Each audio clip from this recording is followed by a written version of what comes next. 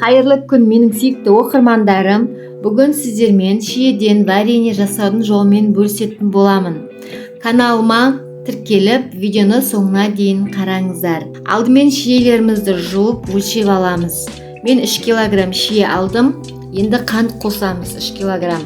Килосына кило қант қосамыз.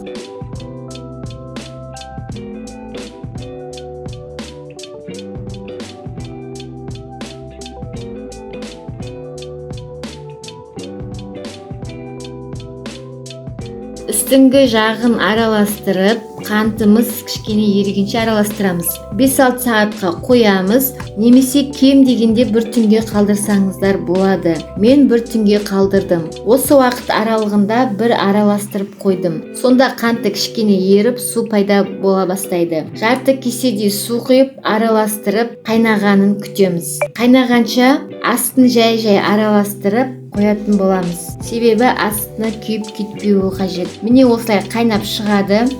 Қайнағанда көпіршіктері шыға бастайды. Сол көпіршіктерді міндетті түрде алып тастайсыздар.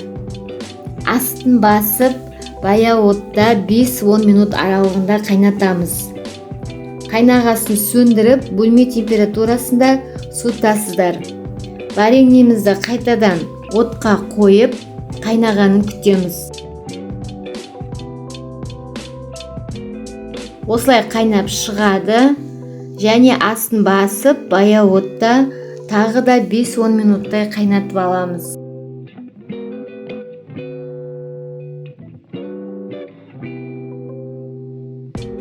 Енді сөндіріп, тағы суытып қоямыз. Міне вареньеміз дайын.